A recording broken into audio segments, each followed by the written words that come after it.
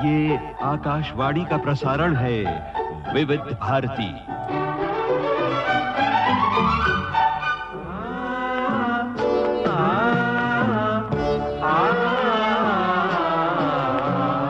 संगीत सरिता।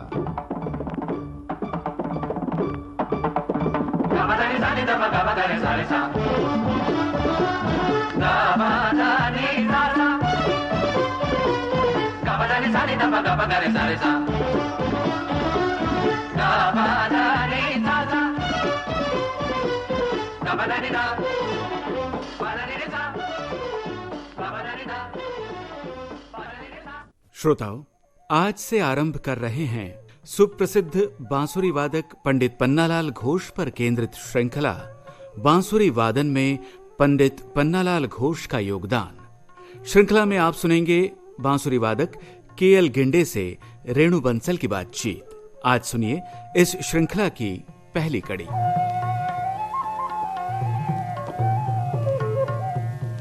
संगीत सरिता के सभी श्रोताओं को रेणु बंसल का नमस्कार। श्रोताओं, बांसुरी भारत के प्राचीनतम वाद्यों में से है और वैदिक ग्रंथों में भी ऐसा वर्णन है कि वंशी के स्वरों का आधार लेकर वीणा के तार मिलाए जाते थे। नारदीय शिक्षा में कहा गया है, यह सामगानाम प्रथम स्वरः स वेणुर्मध्यमः। गतिशीलता और नव परीक्षण भारतीय संगीत की प्राणवत्ता के प्रमाण हैं।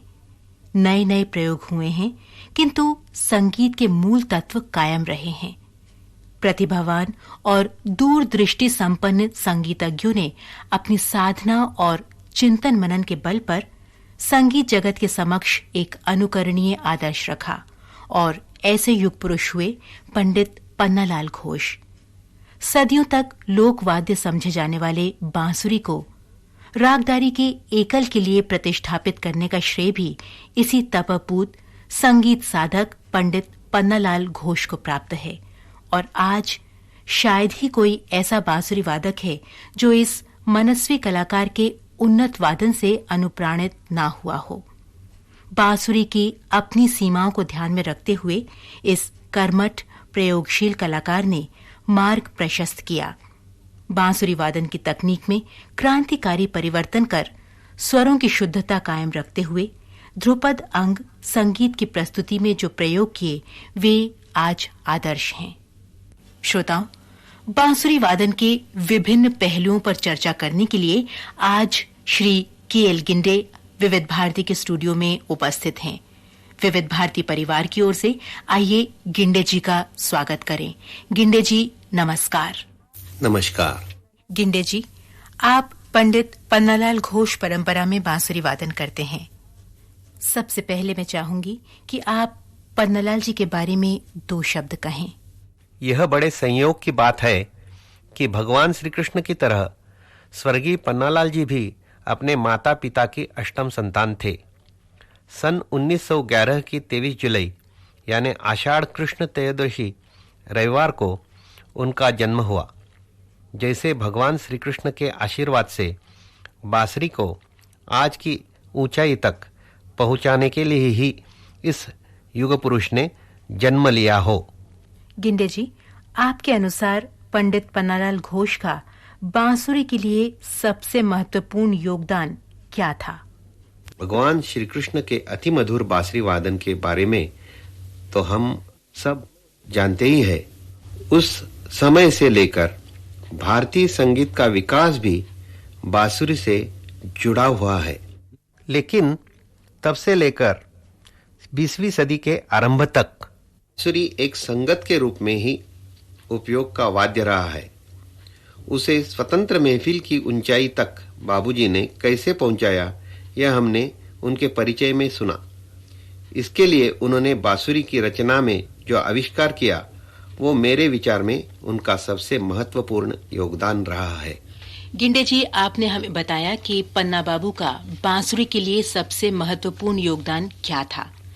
बांसुरी के इस नए रूप के बारे में हमें थोड़ा विस्तार से बताइए। एक तो उन्होंने लंबी मानव स्वर के नजदीक की बांसुरी बनाई। दूसरी महत्वपूर्ण बात यह कि पारंपरिक बांसुरी में सुर के लिए 6 छिद्र हुआ करते थे, जिसमें उन्होंने एक 7वां छिद्र भी बनाया, जिसका उपयोग दाहिने हाथ की करांगुली से किया जाता है। पारंपरिक 6 छिद्र वाली बांसुरी सारे छिद्र खुले रखने से तीव्र मध्यम बजता है और इसके बाद पंचम बजाने के लिए सारे छिद्र एक साथ बंद करने पड़ते हैं। इससे मध्यम पंचम, मध्यम दैवत, मीन लेना असंभव हो जाता है। इससे कई रागों का, जैसे यमन, पुरिया, तोड़ी, श्री इत्यादि का वादन अधूरा सा लगता है। इस 7वें छिद्र से भी मध्यम बजता है, जिससे ये समस्या हल हो जाती है। अगर आप यही बात बांसुरी पर हमें बजा के बताएं तो श्रोता ज्यादा आसानी से समझेंगे। अवश्य। मैं राग तोड़ी में आलाप लेकर सुनाता हूं, जिसमें ये बात स्पष्ट हो जाएगी।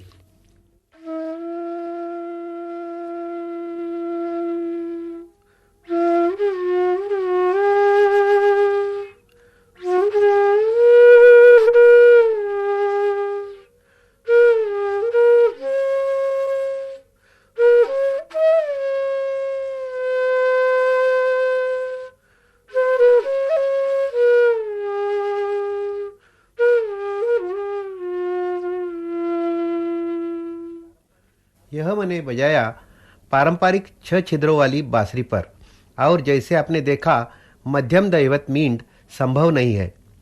अब मैं यही चीज 7वें छिद्र का उपयोग करके सुनाता हूं।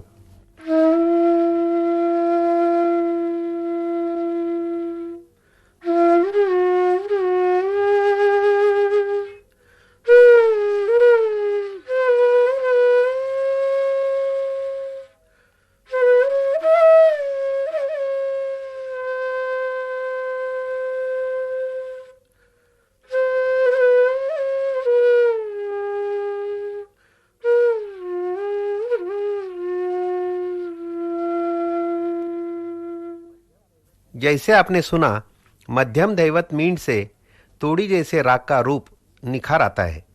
आइए अब हम सुनते हैं पन्ना बाबूजी का बजाया राग तोड़ी।